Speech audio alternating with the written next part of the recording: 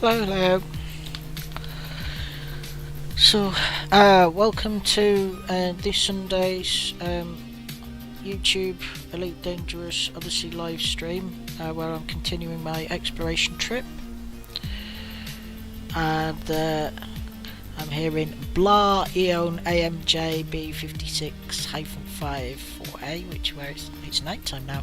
And I first landed here before I took my break between streams. I was on the day side, although it was twilight, and now it's dark here, I would say.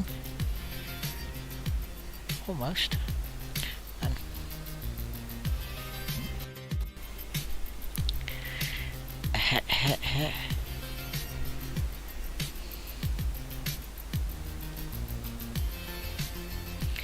reasons I can't quite get my head around that, my body always looks slightly see-through on the YouTube stream. Right, okay. Anyhow, let's continue to explore. I've already done the first, second, fourth, and the moon of the fourth planet, but I have other things that also need to be looked at. Come on, wakey, rise and shine. Right, so I haven't done the third planet yet, so it's time to do that one.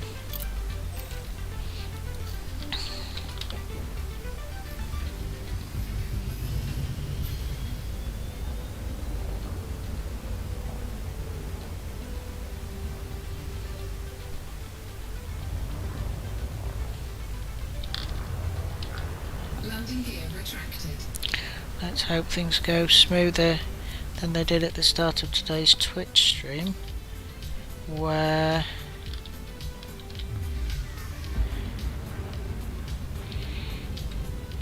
Frameshift drive charging. I was having an issue where this charging bar was reaching the end, but then I wasn't getting the countdown. So it wasn't even the bug where the tunnel forms and it gets to 0 and then you don't jump.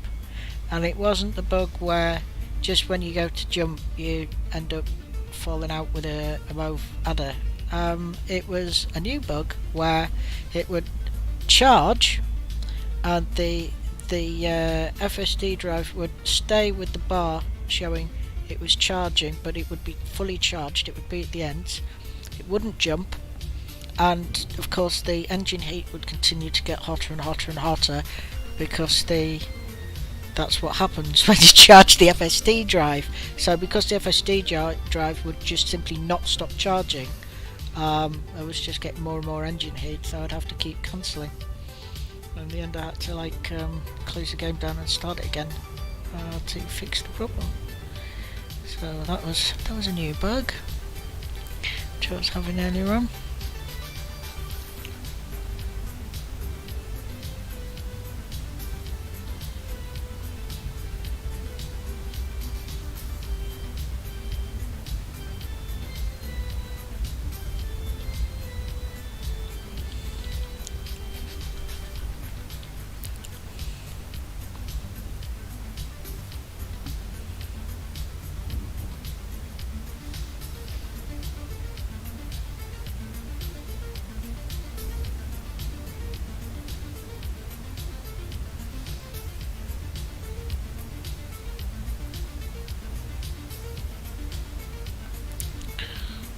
So there isn't a great deal of interest in this system. There are some ice planets we can land on and some ice planets we can't land on.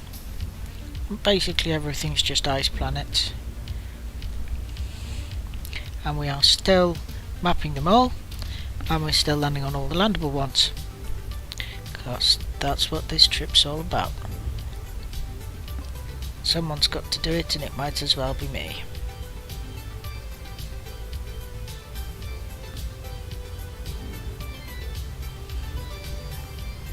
So I don't intend to be back in the bubble anytime this year.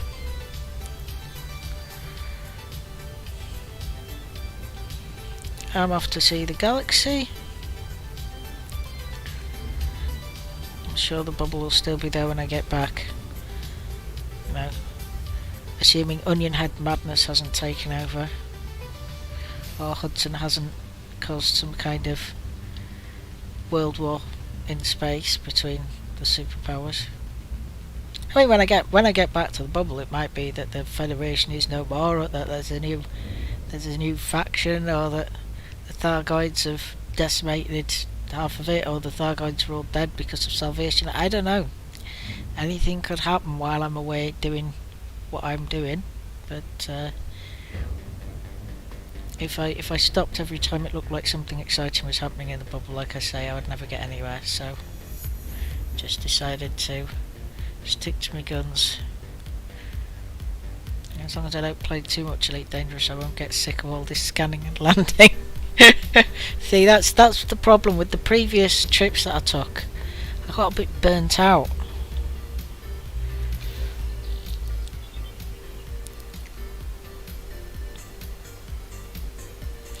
This time round, thank God, I don't seem to be getting burnt out.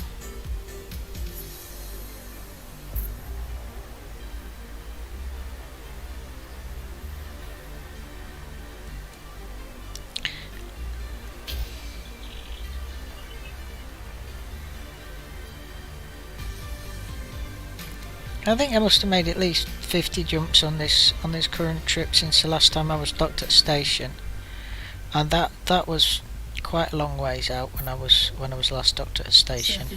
Certainly well out of the bubble, because there are stations outside the bubble.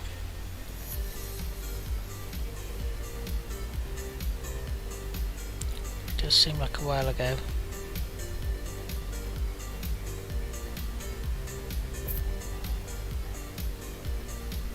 Surface scan complete.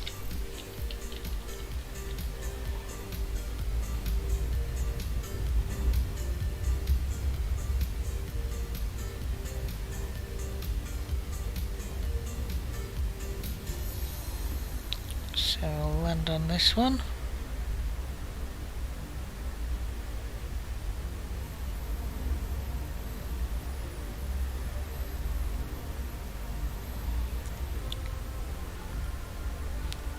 Big shiny hockey ball.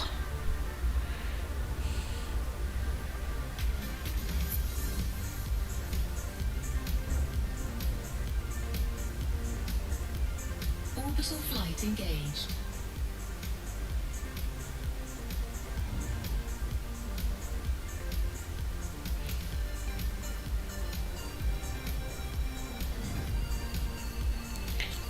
Ding, ding, ding, ding, ding, ding, ding, ding, ding.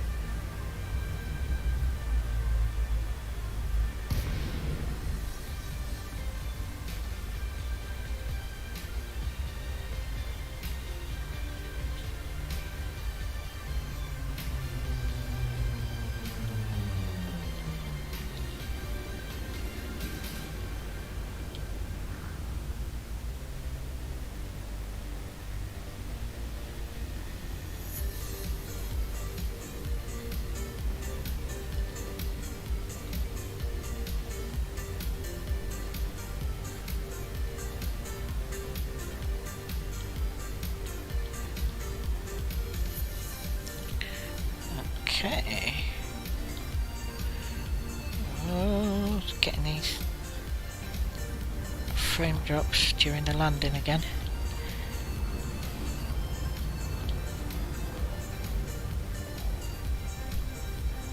Landing gear deployed. Okay. Let's see what we got here. Oops.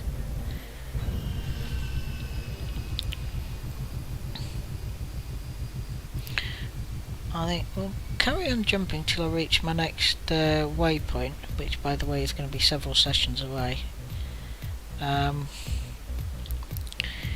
for our next check to see whether I'm anywhere near anywhere I could turn the data in.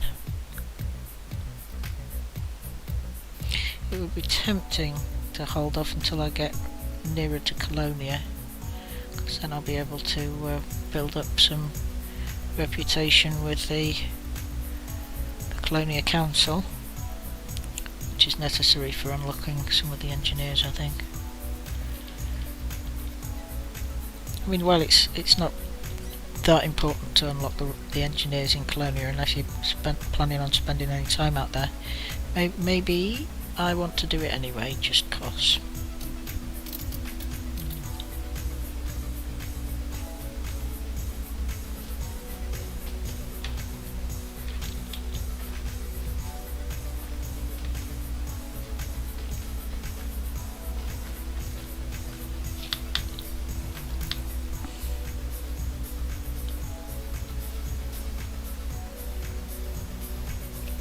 Okay. That's that.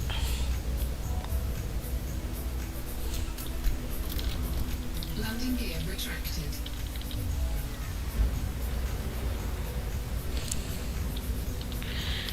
Right. So, don't do 5. Frameshift drive charging. Ready to engage. 4, 3, 2, 1. Engage.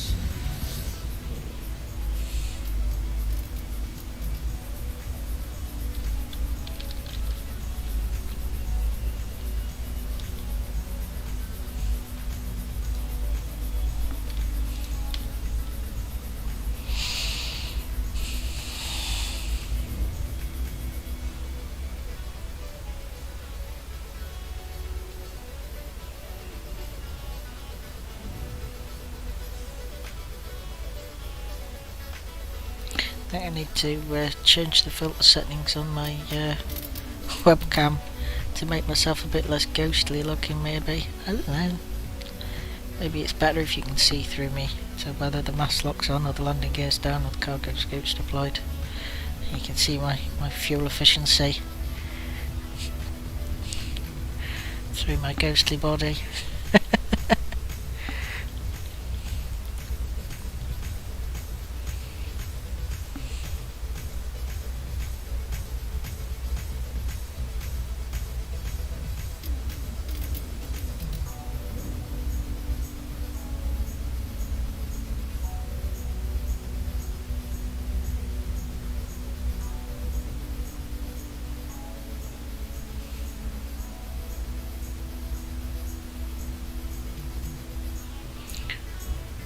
I've been concentrating mainly on desk work the last couple of weeks. I'm feeling the need to make.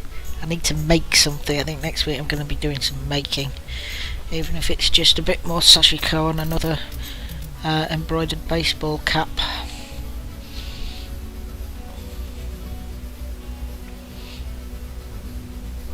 By the way, both my special edition embroidered baseball caps are currently available for sale. One's on the local art and craft store, the other one's on the Etsy store, if you want to take a look.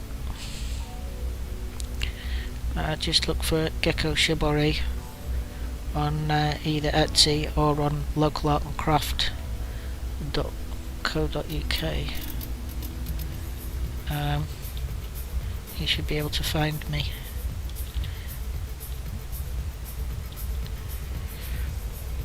There's one cap on each site.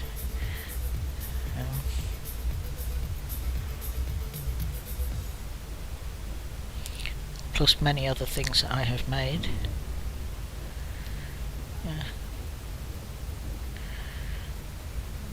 It's getting that time of year again when... Hang on a second. I'm not heading towards the right thing at all here, am I? No, of course not. I'm heading towards the star. Because it ends in 5, I thought I was heading the right direction. I was thinking it's taking an awfully long time to get there. Let's head to the 5th planet. What an idiot I am. Because it looked like it was the right place because it ended in a 5.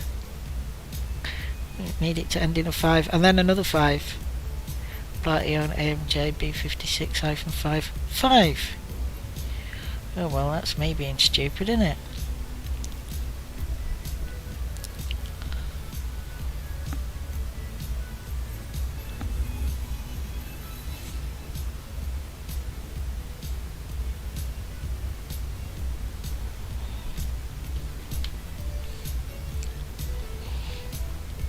Anyway, yes, reflective silver thread.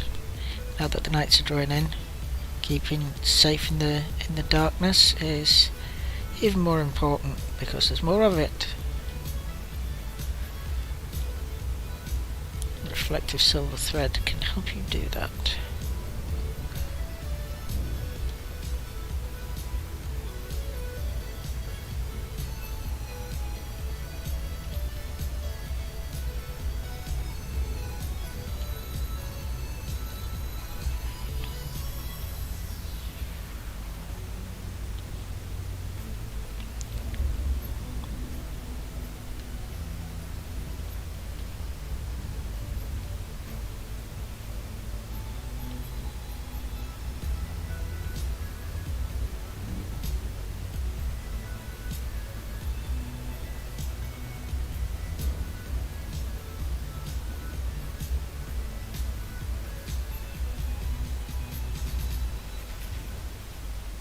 So it's a very dark looking planet, isn't it?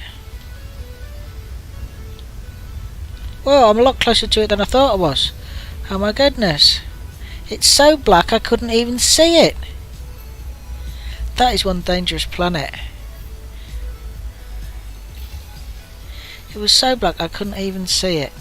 I could only see the shiny bit. I was looking at it thinking, where are the edges? Where are the edges? And then I suddenly realised that the edges were much further away from the shiny bit. Goodness, that could have been very nasty.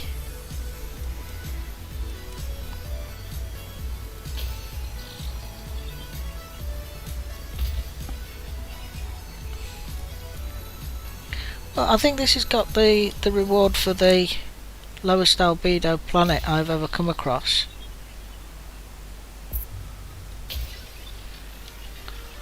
Surface scanned by 50%. And it's not quite disaster area Surface scan black, complete. like Hot Block Desiato's ship, which was like very, very, very black. So black your eyes slid off it.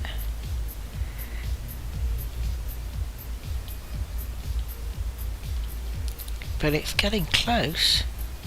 My goodness, it's getting close.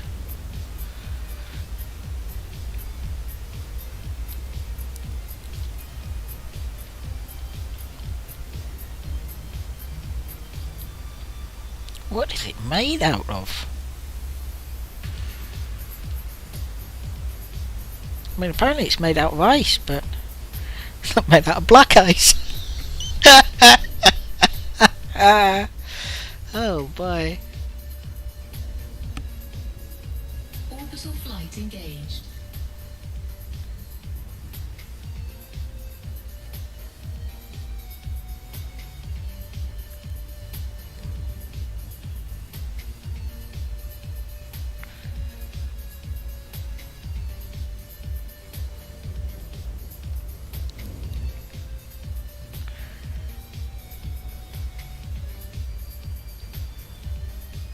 A bit more variation in colour coming out as we get closer to it, but still, it's a very low albedo planet.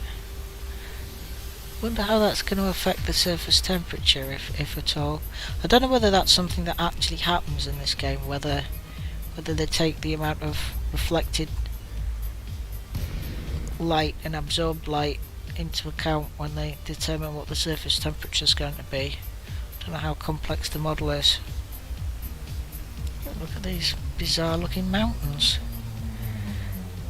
This planet's covered in bizarre looking mountains.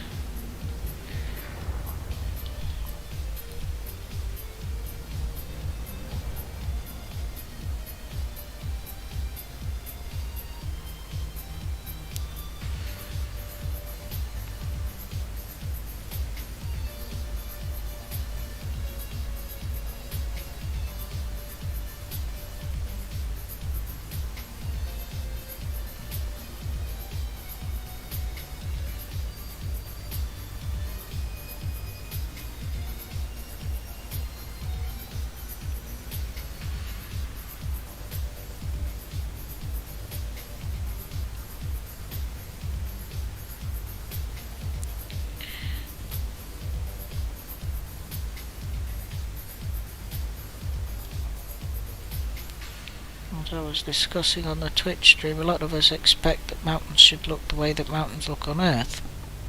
That's the way we're used to mountains looking. These mountains, of course, look rather ridiculous and unrealistic. However, you aren't going to get mountains that look like Earth mountains on an atmosphereless planet, because there's no erosion on an atmosphereless planet, because erosion comes mainly from rain and sometimes from wind, and you don't get either of those without atmosphere. So we aren't going to get Earth-like mountains in space. That being said, we know what mountains look like on other bodies that don't have an atmosphere, I'm sure.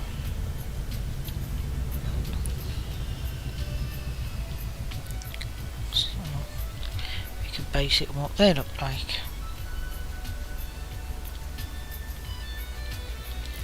For that matter, what the surface of a planet's mountains look like probably helps tell us about whether or not it ever had an atmosphere and it just lost its atmosphere, or not. Right, so let's see what we can see. This is like the licorice planet. Planet licorice. I'm gonna get some photographs here. Oh, I mean, look at those crazy mountains. Ridiculous. Right.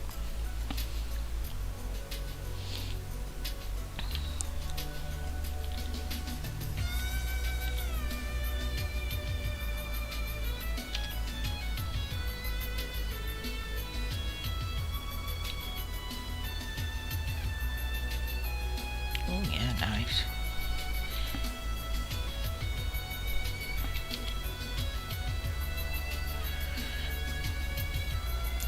Makes me look small and insignificant, which is as I should look. I'm a tiny pinprick of life in a vast galaxy. There we go. I only took the screenshot once. Right. And now let's swirl the camera around and look at those ridiculous mountains. Thank you. Okay.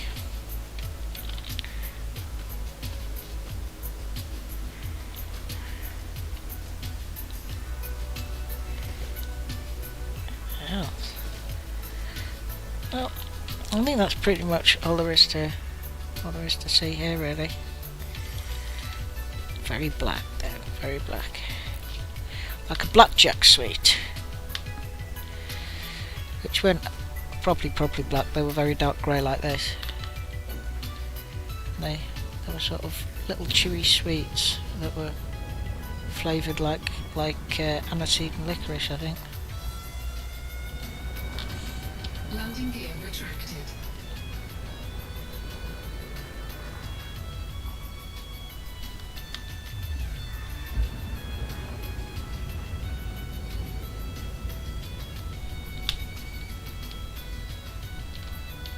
Frameshift drive charging. 4, 3, 2, 1. Engage. If I remember correctly, I think they had like a picture of a pirate on, or a picture of like a skull and crossbones on them. Blackjacks. I might be misremembering. I was never really allowed sweets as a child, but I was aware of them.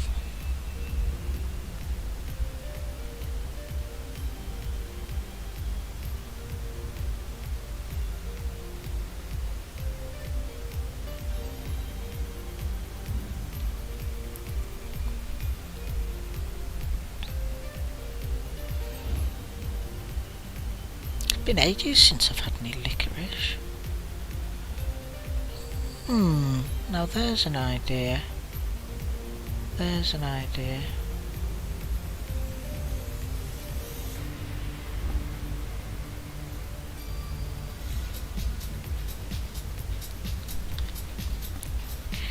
Right.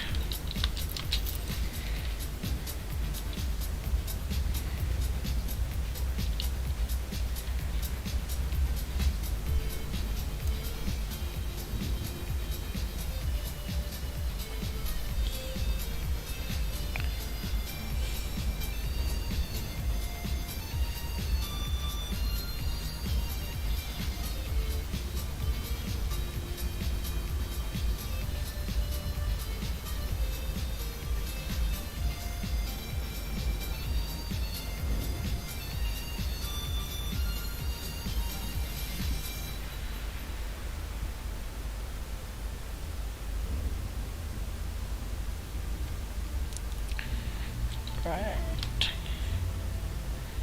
I think the moon is a chip off the old block here, look. Very dark grey in colour.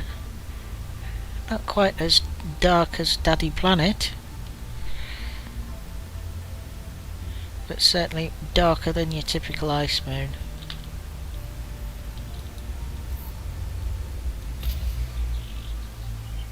Looks almost like some kind of bird's egg, doesn't it?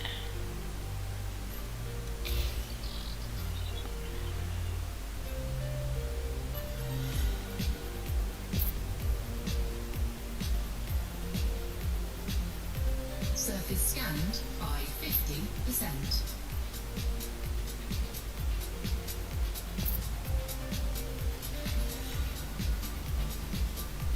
Surface scan complete.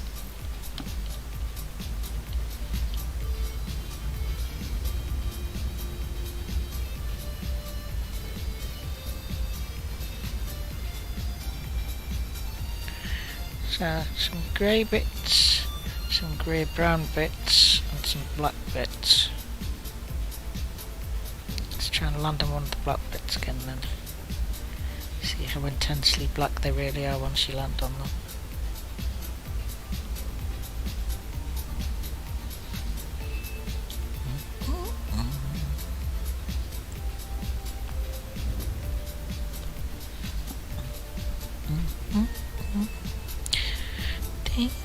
Ding. Orbital flight engaged.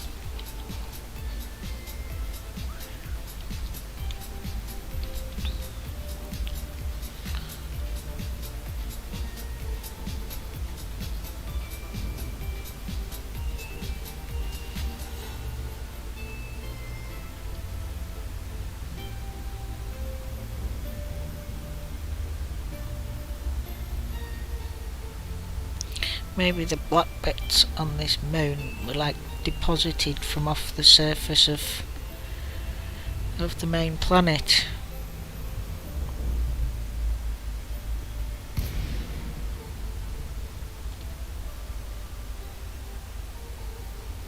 Every time it gets hit with any kind of impact, it probably like kicks up tiny dust particles, some of which might reach escape velocity as there's no atmosphere to burn them up.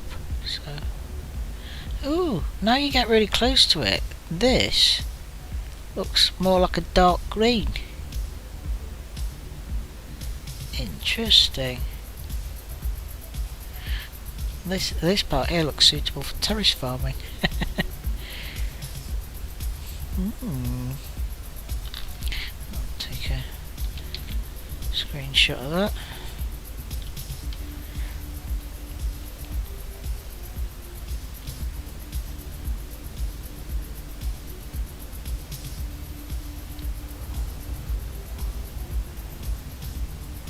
Yeah.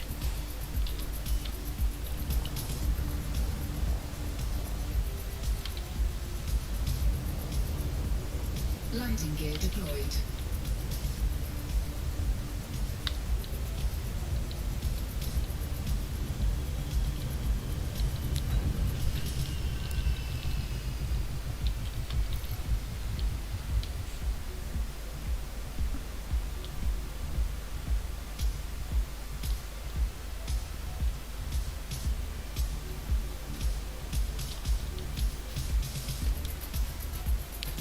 Very dark. Definitely a dark green.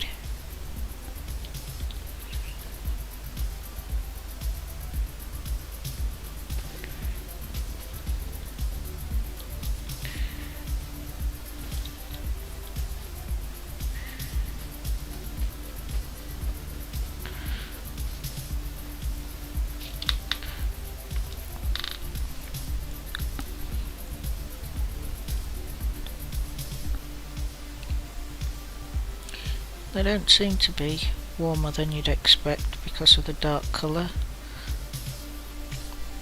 I suppose that's perhaps too much to expect.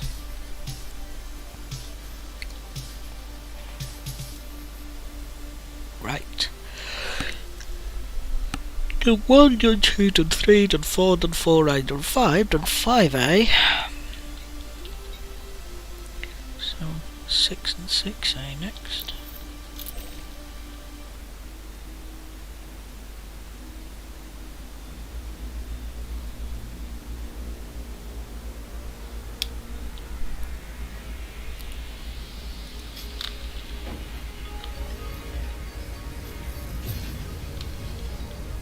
Landing gear retracted.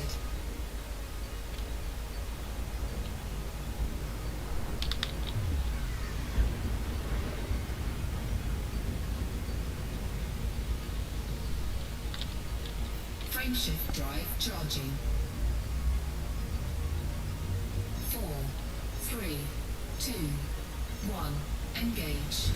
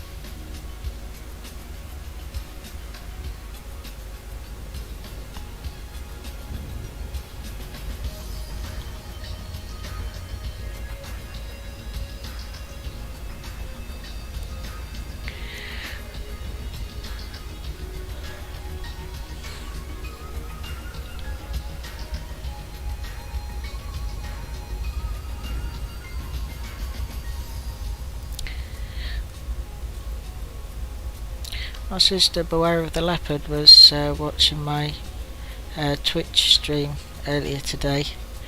And she was like saying, play something where something happens. She seemed to think Elite Dangerous was boring. I prefer to think of it as chilled. It's chilled. Especially the exploration. But, you know, that's what I'm here for. I'm here for the exploration, really. It's nice to be able to do other stuff just for the variety. You know, it gives you that sense of freedom. Like, you don't have to fly around just scanning stuff in a place where nobody's been before. If you want to be a delivery driver or a postman or a hitman or a mercenary for hire or you know, a bounty hunter or a miner, then you can do those things instead. Or if you really want, you can be a filthy pirate, but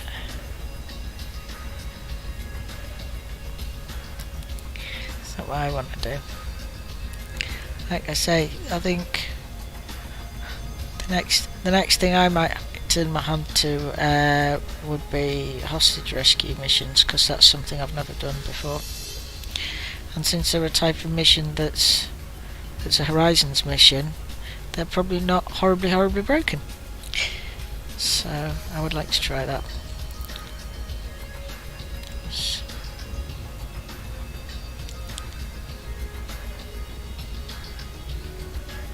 So 18 out of 20 on foot missions that I played were in some way horribly broken. It kind of put me off them. But there's still plenty to do.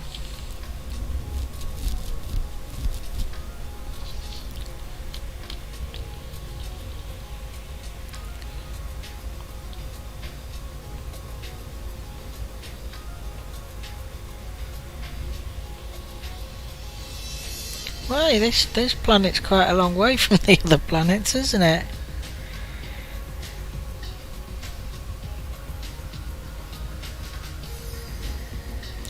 Had I noticed earlier, I could have spent the time regaling you with the theme tune to Bobo Bobs.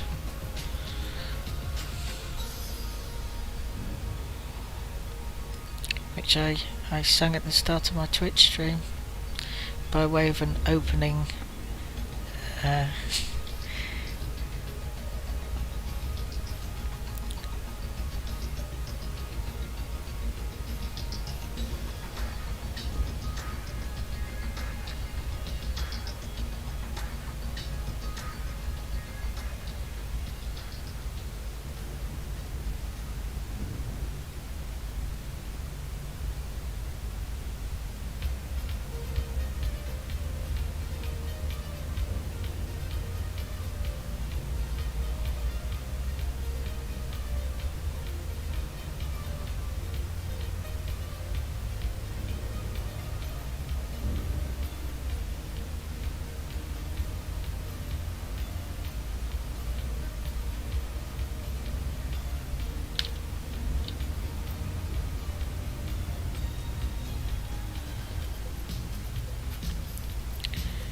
Right.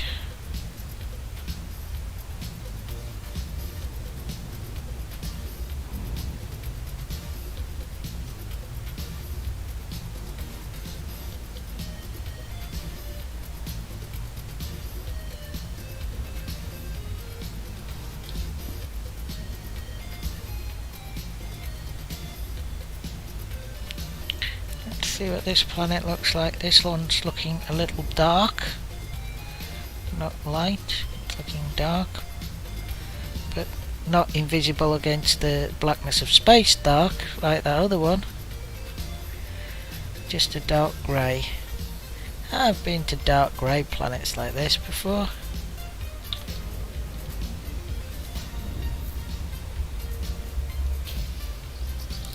I'm trying to remember, what was the name of that ship that Disaster Area used to fly into the sun?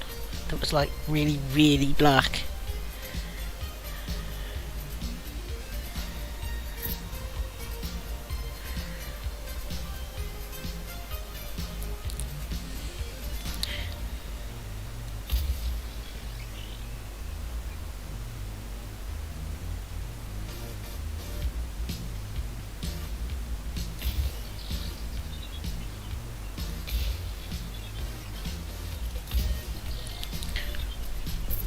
I'll have to look that up now. Surface scanned by 50%.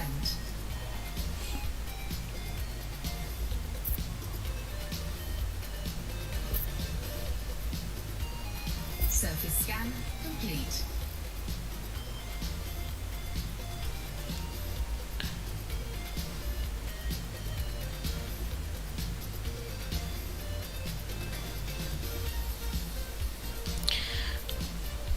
Right, surface scan complete, eh?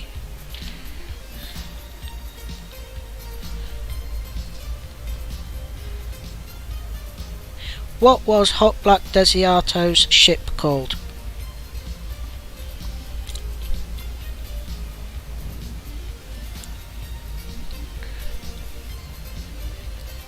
What?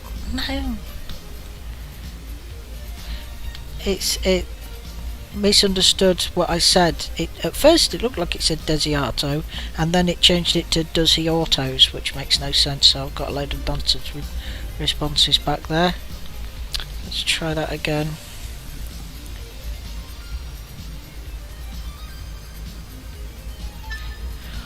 What was the name of Disaster Area's ship?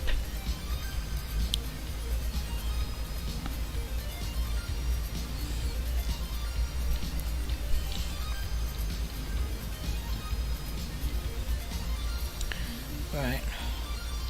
Disaster Area are a plutonium rock band from the Gagrakaka mine zones and are generally regarded not only as the loudest rock band in the galaxy,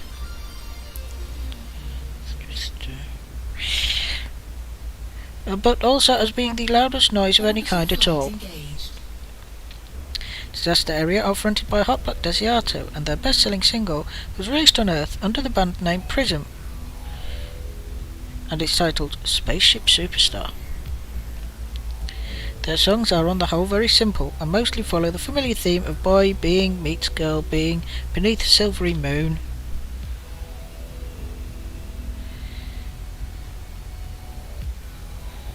Need to read the rest of that article. Oh, come on. Right, I'm going to have to pay attention to this landing now.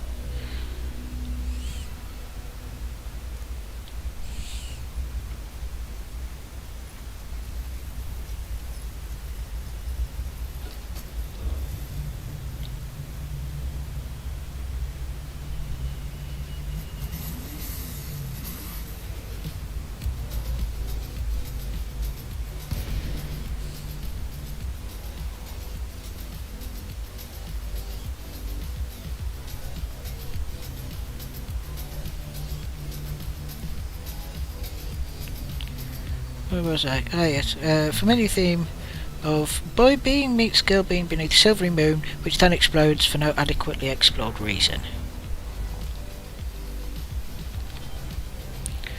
Regular concert goers judged that the best sound balance was usually to be heard from within large concrete bunkers some 37 miles away from the stage.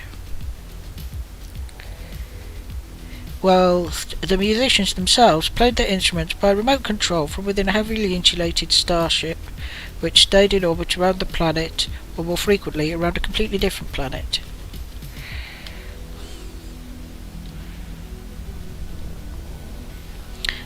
Many worlds have now banned their act altogether, sometimes for artistic reasons, but most commonly because the band's public address system contravenes local strategic arms limitation treaties.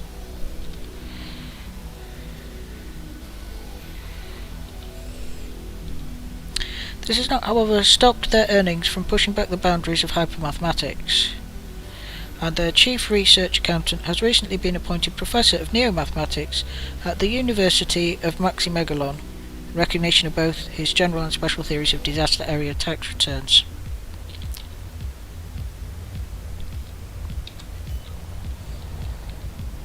In which he proves that the whole fabric of space-time continuum is not merely curved, but is in fact totally bent.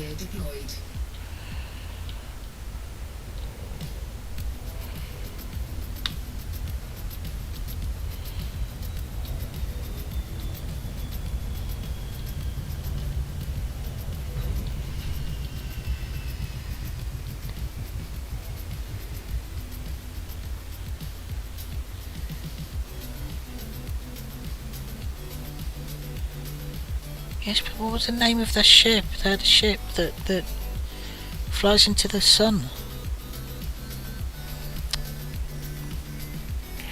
Oh, really? Maybe if I look up Hot Block Desiato, it'll tell me. Guy who spent a year dead for tax reasons.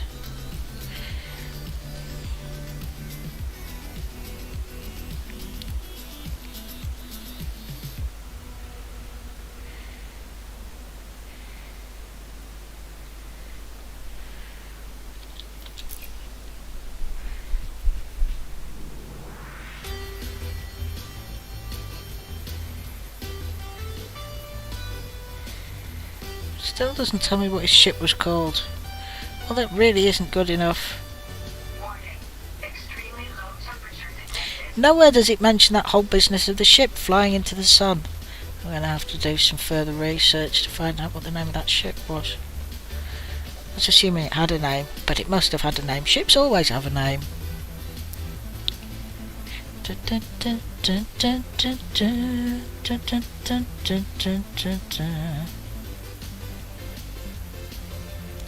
Weird look to the surface here, isn't there?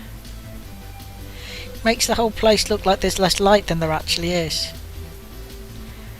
And there's an almost metallic sheen to the ice, a bit like the surface of a piece of pressed beef.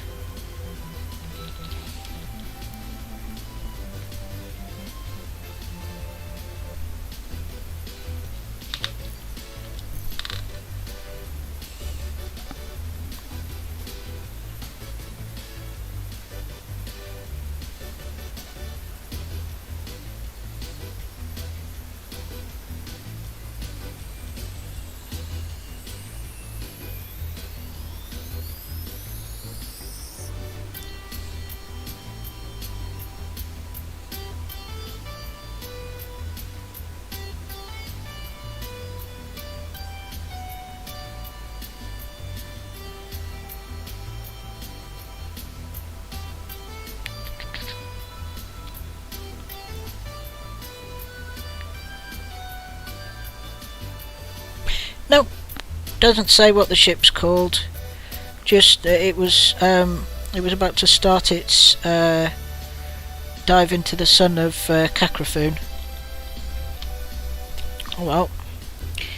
So they had an all black ship that was super black that belonged to disaster area.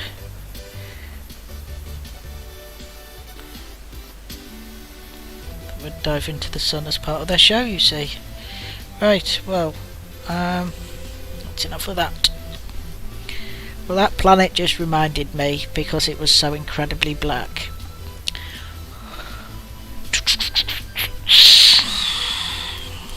Right, well that's 6.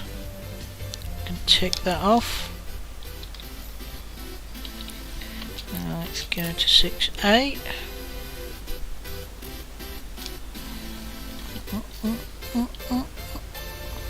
So far we haven't found any geological activity in this system whatsoever, and I don't expect that we will. Landing gear retracted.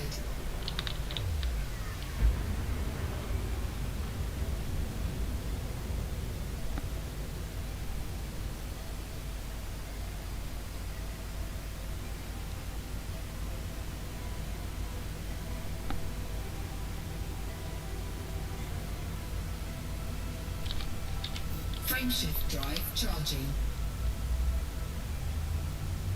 4, 3, 2, 1. Engage.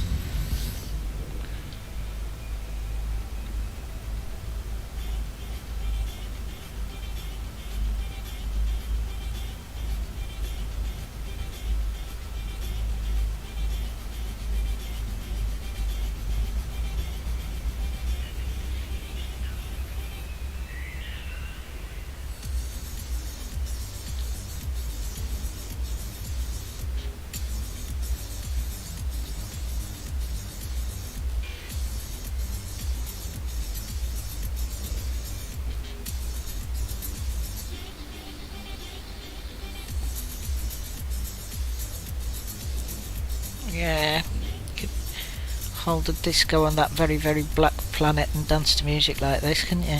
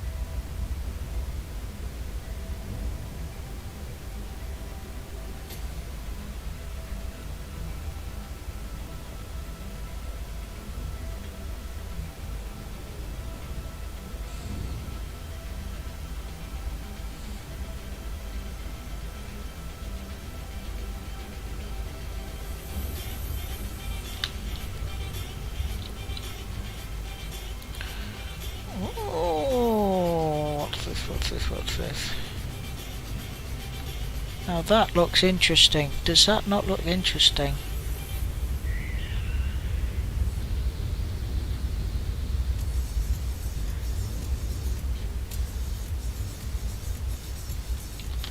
Oh, this is really, really dark as well. Oh, look at that. Boom. Like a hyper dark moon. 50%.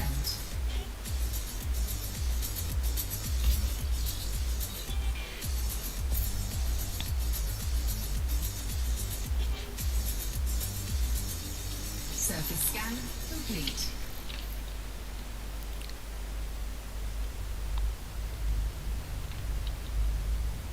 Orbital flight engaged.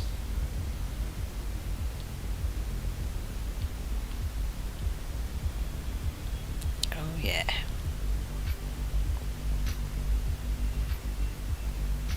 This is a black that looks like it's more brown. Last one was a very green black. This one's quite a brown black.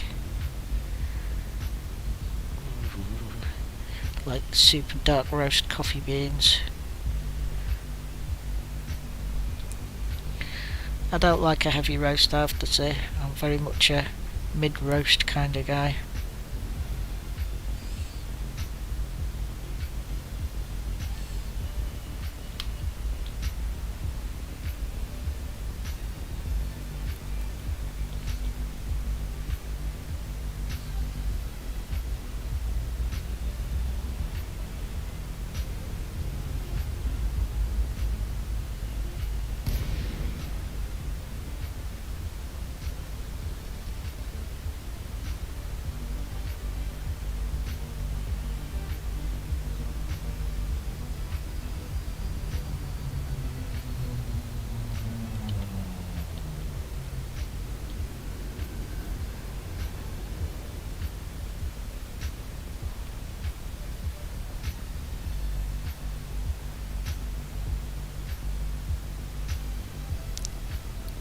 have to be quite careful with this landing on account of you could barely see the ground.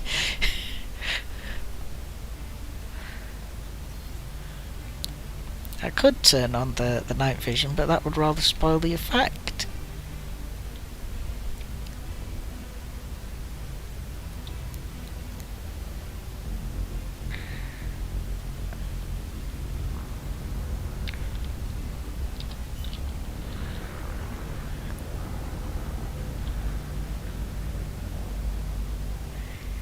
Landing gear deployed.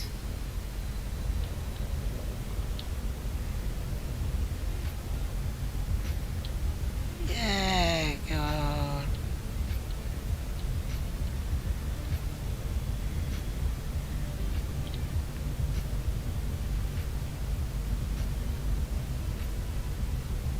Come on. There we go.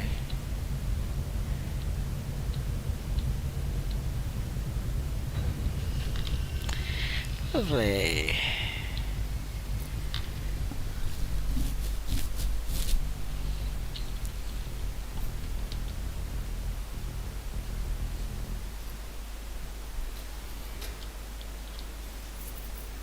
Oh, so black. Warning. Extremely low temperature detected. Right, got to take some photographs of this, haven't we? Well then.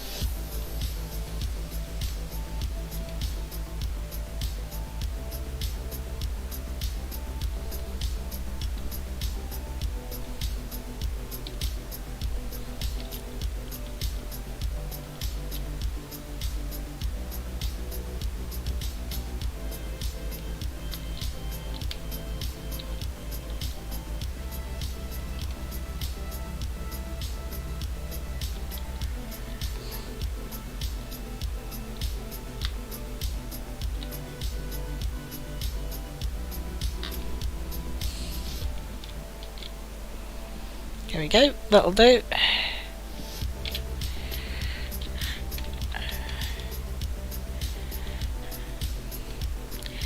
Still doesn't quite give you the full effect of the way the light reflects off of the black ice.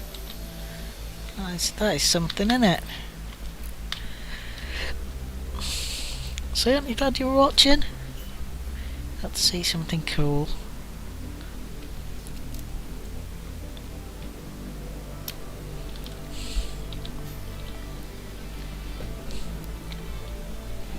Are these the blackest planets and moons you have ever seen? Or have you seen even darker? Right, I'm going to go to 7 and 7A.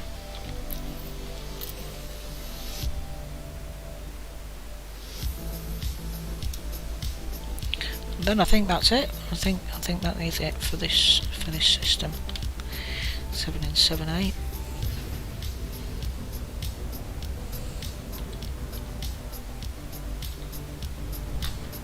Landing gear retracted.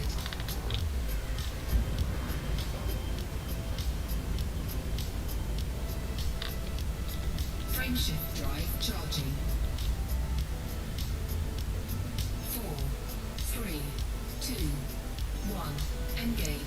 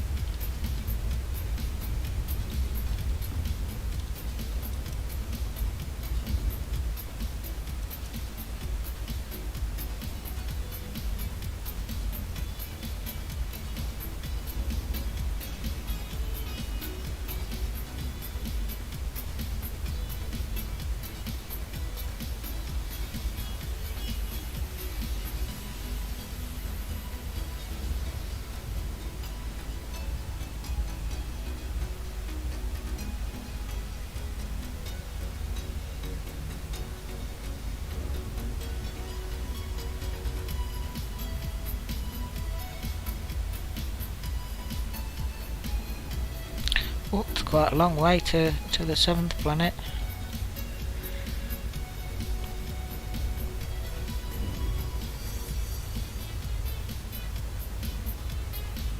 But we're making good time.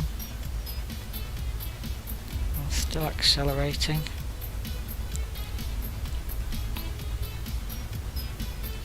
We'll be there in no time.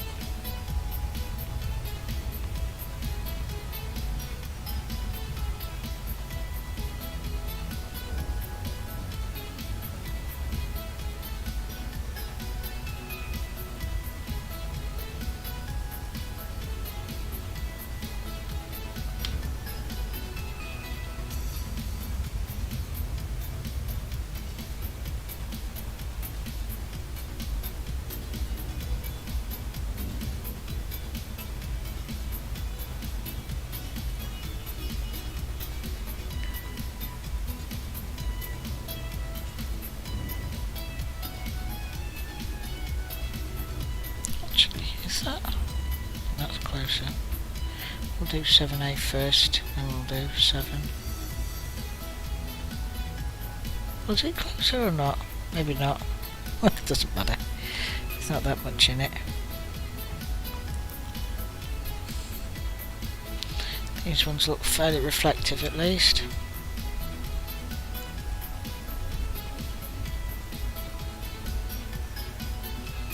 Oh, maybe not.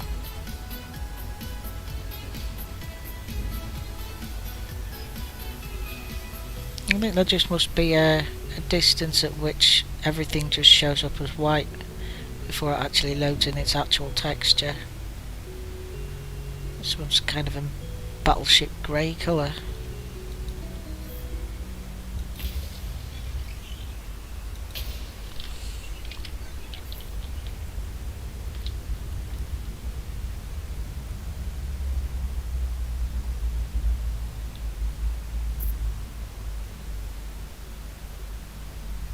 Surface scanned by 50%. Surface scan complete. Right. Let's go get our feet in the dust. It's almost a lavender grey actually now we're closer to it. Orbital flight engaged.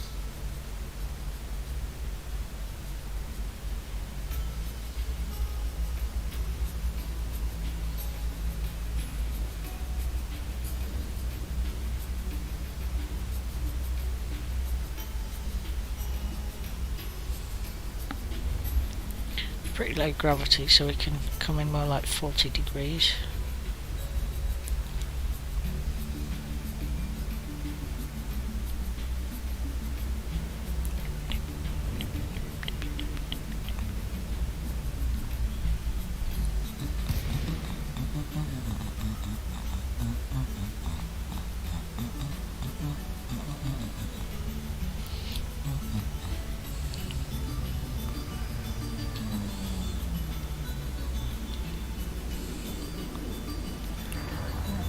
There looks pretty good for landing, doesn't it?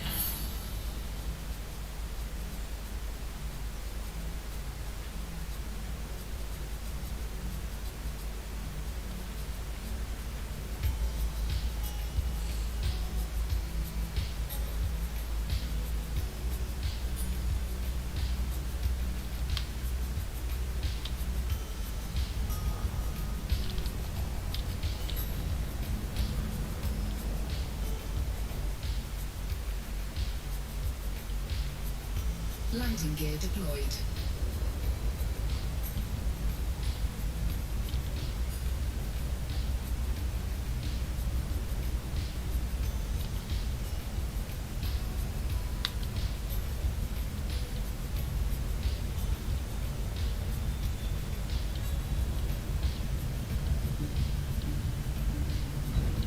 There we go.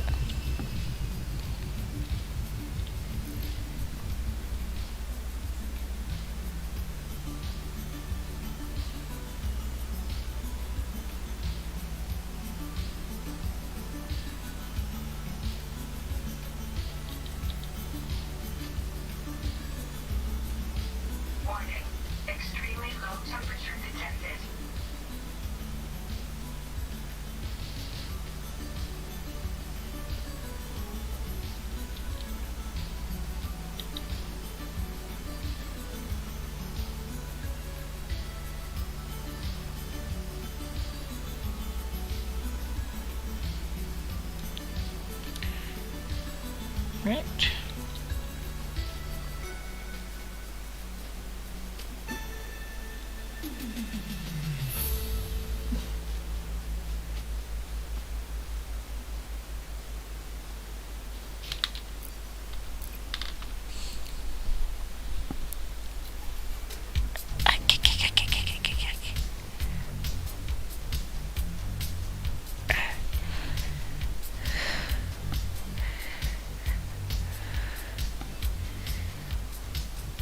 Right.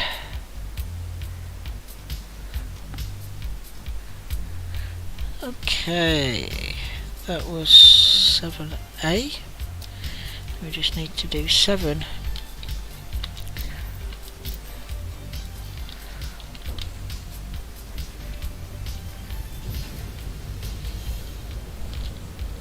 Landing gear retracted.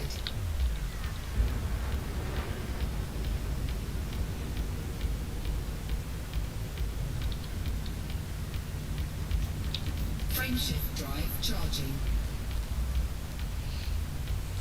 4, 3, 2, 1. Engage.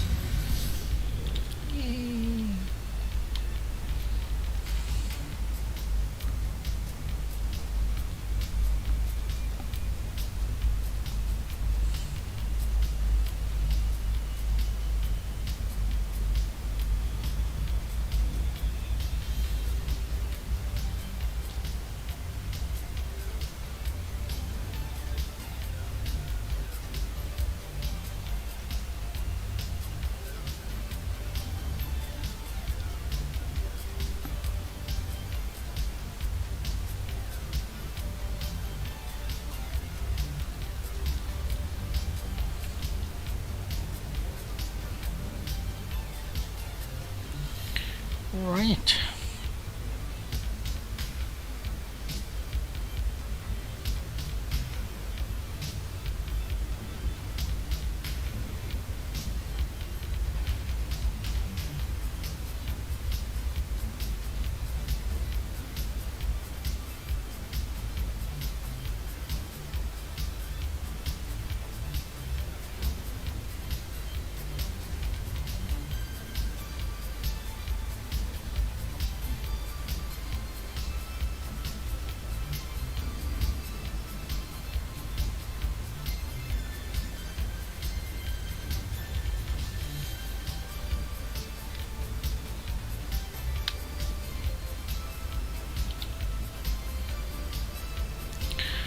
Right.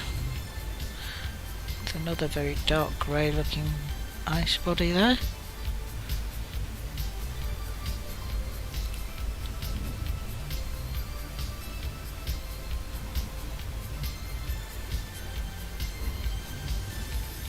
Can slightly purplish cast to the greyness, at least on my monitor with the current settings. Oops, I'm gonna have to slow down it. Stop!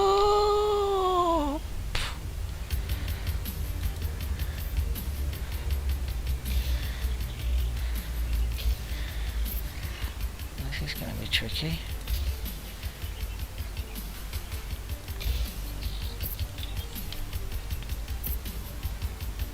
Surface scanned by 50%. Oh yeah, we're still good.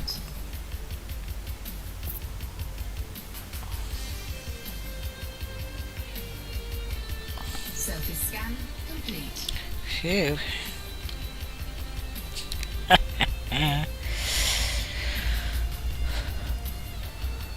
I don't normally like to get quite so in my face. It's like all up in my grill.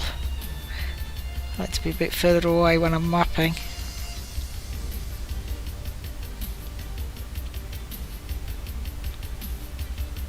Orbital flight engaged.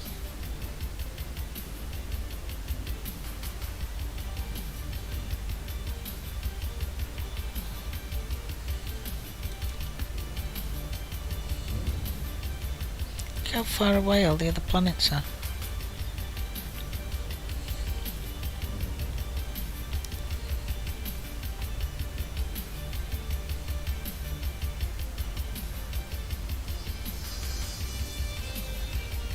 It's about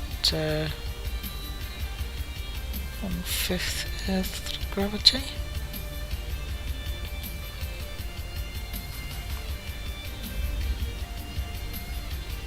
But it's still creeping up as we get closer.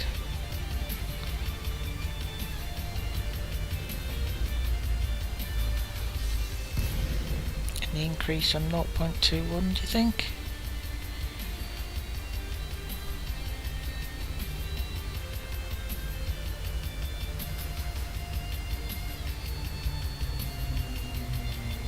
Doesn't look like it.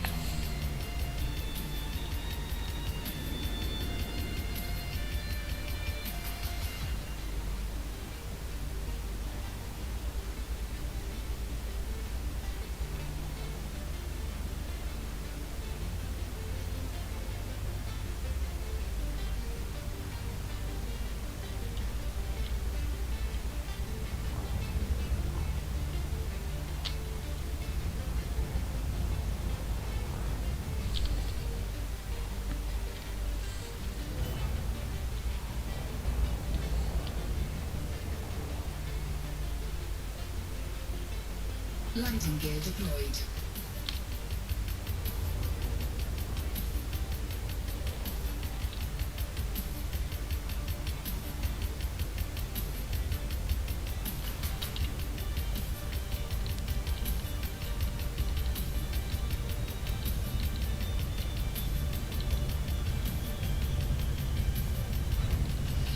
There we go. This will be the last one.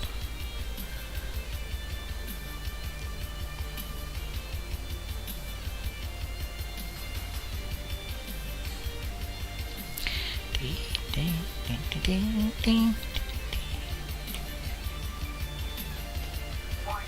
Extremely low temperature detected.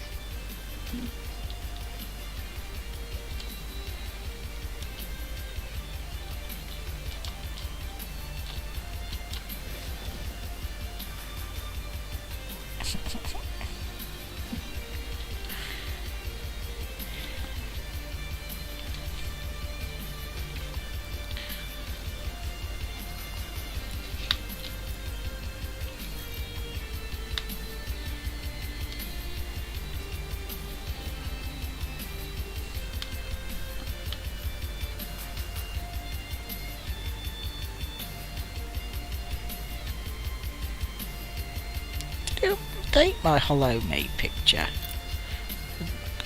Let me just check that. So I wanted to represent the fact that my guy's been out in space by making his hair longer.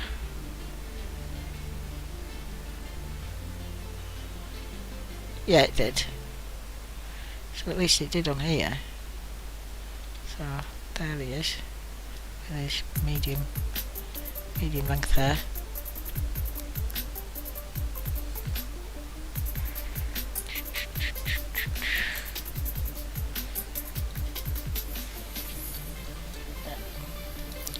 Right.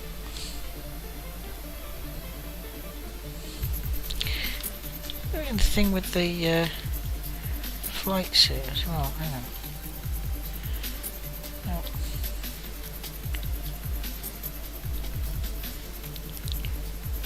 I don't want to choose the flight suit, hold on.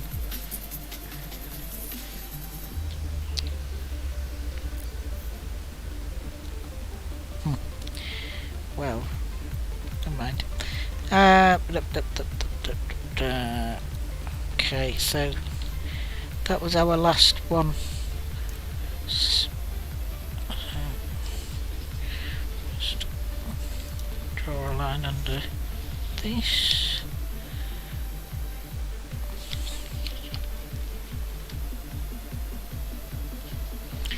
Right.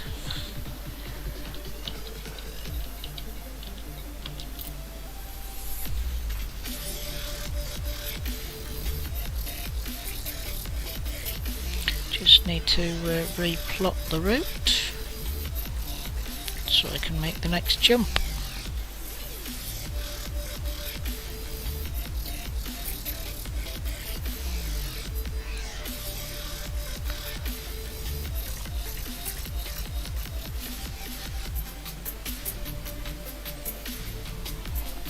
Okay.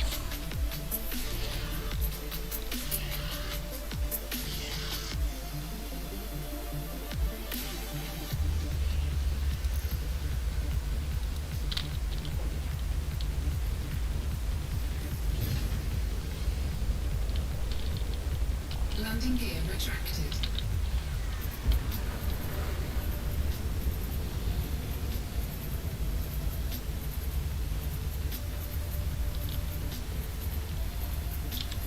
Frameshift drive charging.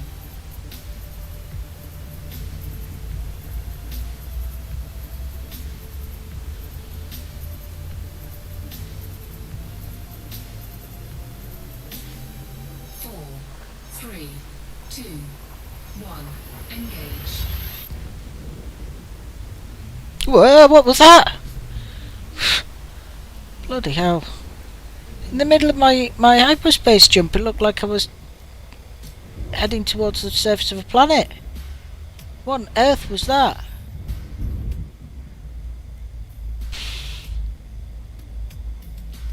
Ah. Fuel scooping. It's a definite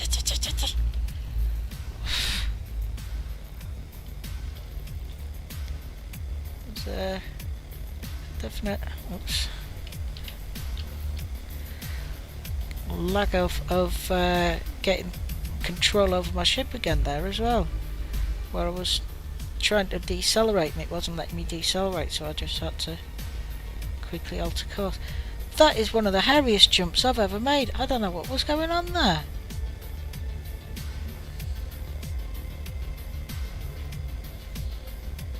I'm gonna have to watch this back. My face must have been a picture. Right, scan what we've got in this system then. We've got some asteroid belt, and I think we have a planet. This is going to be one of those gas giants that's all by itself. No, it's Complete. high metal content world.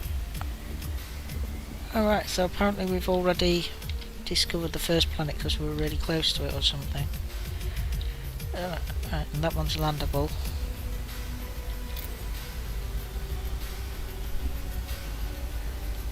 Okay.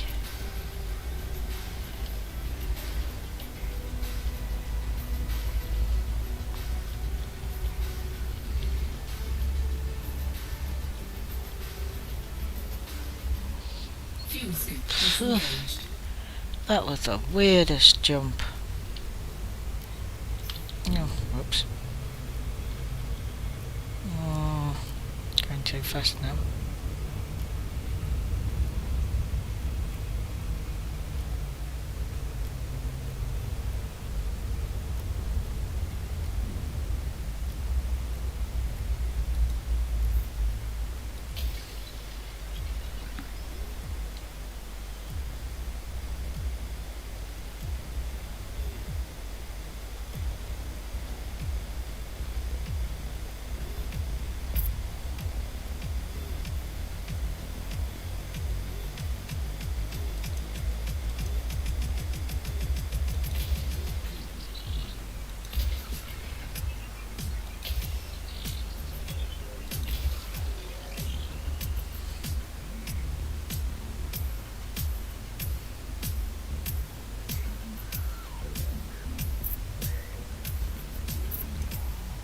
Surface scanned by 50%.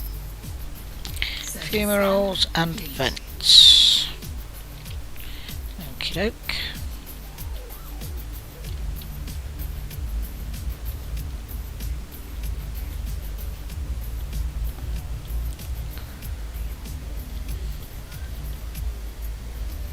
Now if we want to be able to get out, I think we're going to have to land on the dark side. As we're rather too close to that fiery ball of burning plasma to be able to get out on the day side of this planet, I would have thought. So let's land on the night side and hopefully it will be cool enough around there.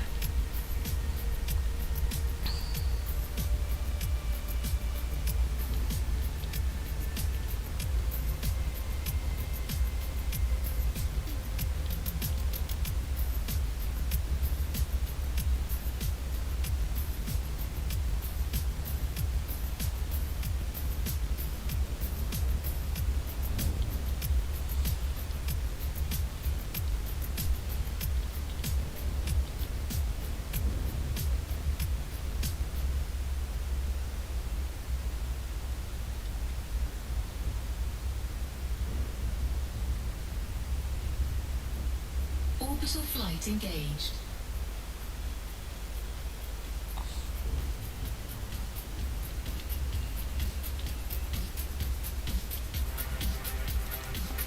It's still looking rather... Oh my goodness, look at that. Oof. That's only a K-type star as well.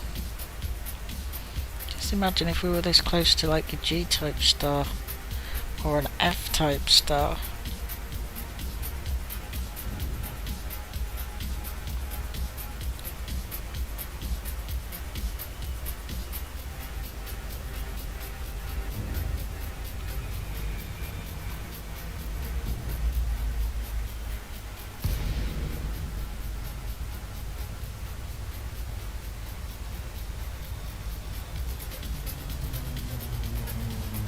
Okay, time to turn on the night vision.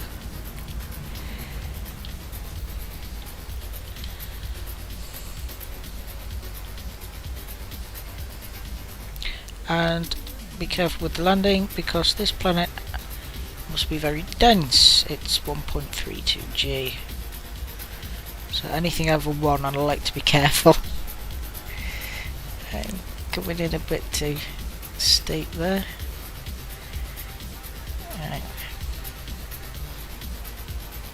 That's more manageable, isn't it? It's proving harder to control the descent as well. Even with flight assist on.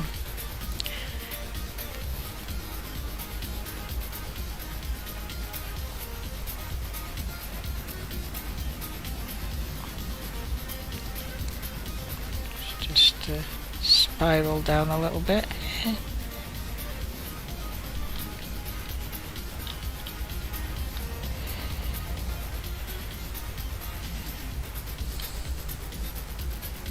Landing gear deployed.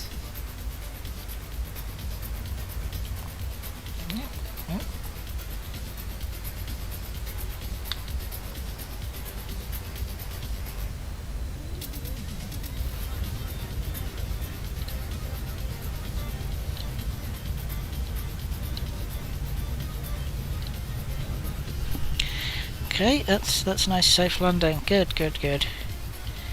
Right. Get the old SRV out and find the geology. I think once we've done that,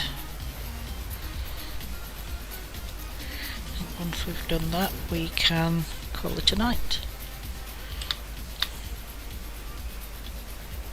Drive assist off. I see something over there.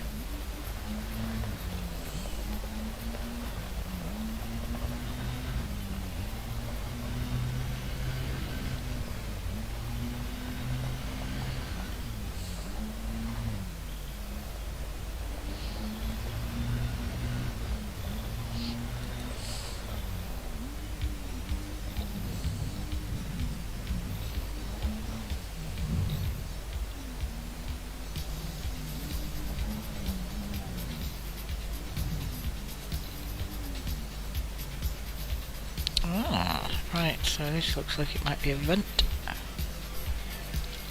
Let's shoot that Pisces cobble off first.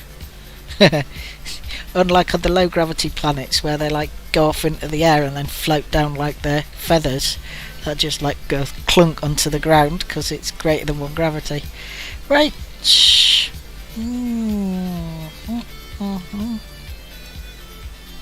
Come on. Yes, come on, come on, come on. Go on, go on, go on, go on. There we go. So our first scan of the system, so we get a Codex Discovery voucher. And that was a silicate vapor gas vent. And now we just need to find, I think it's a fumarole we're looking for now.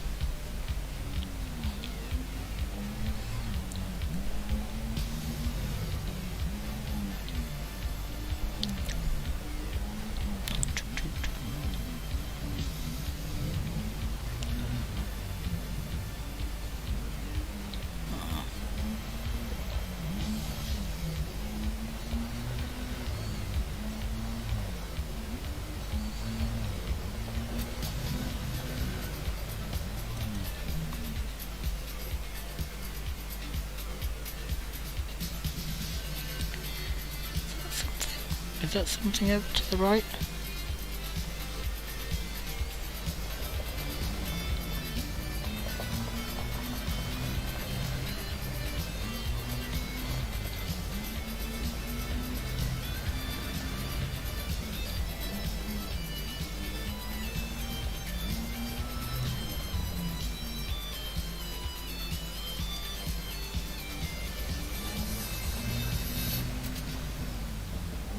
Maybe not.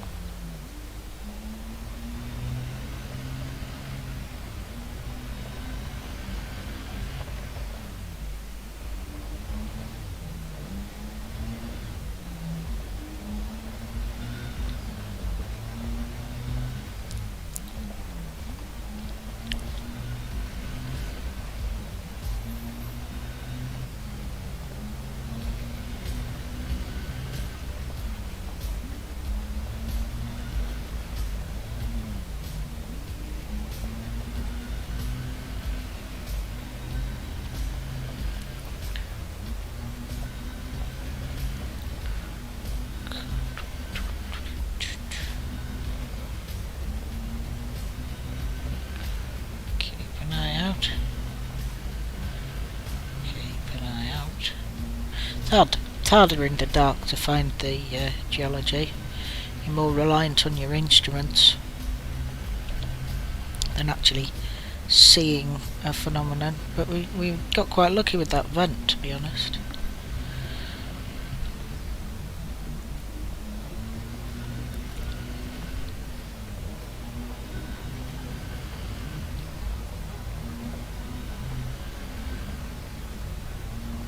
Oh, we've got something. I think we've got something over here.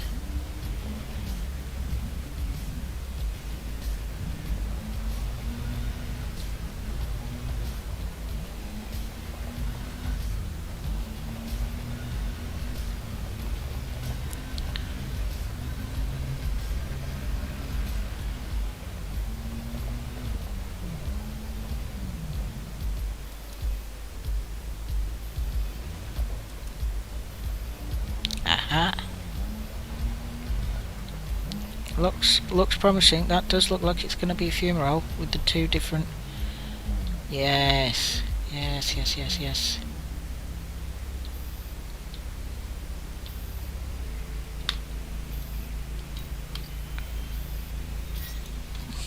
Excellent. Right. Well, that's both types of geology scanned. Now we can head back to Maccabee. Get our first footfall, assuming it is cool enough on the surface to do so. And then we can sign off for tonight.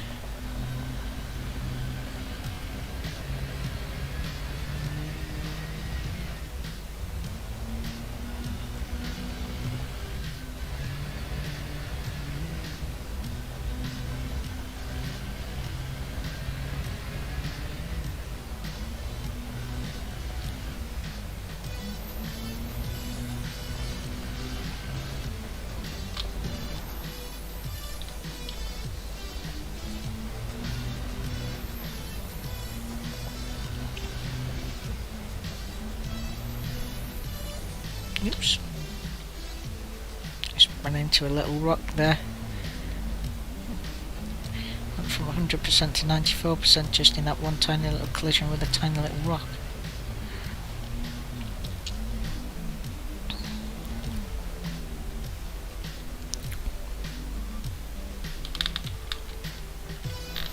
Right.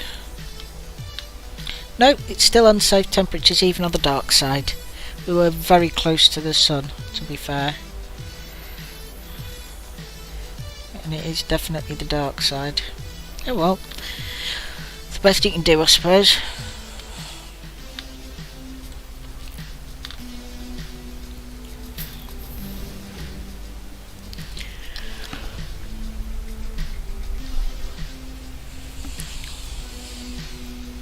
I mean, there might be a point in the orbit where it's at perihelion where the dark side's cool enough to get out, I don't know.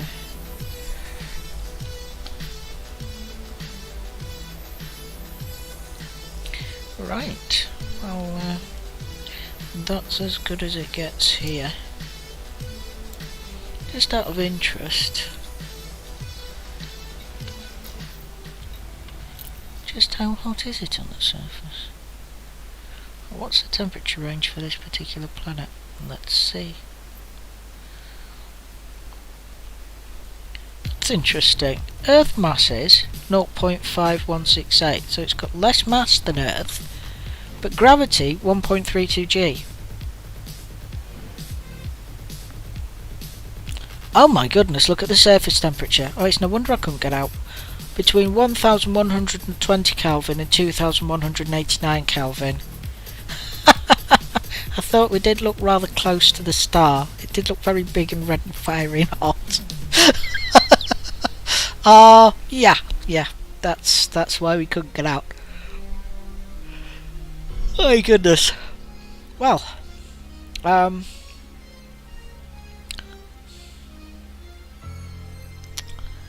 a bit confused as to why the gravity's so high when it's only got half the mass of Earth. But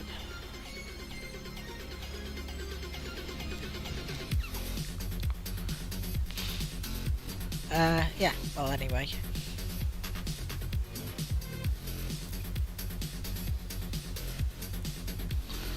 So presumably that's the year-round temperature range, not just the temperature range today.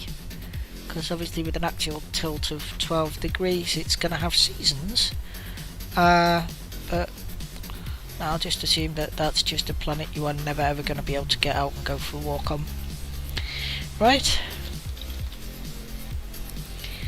Well, I wish you a good night.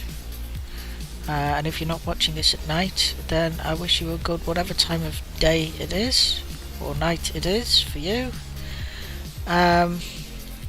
So until next time, 07 and fly straight and all of that. Right. Thank you for watching.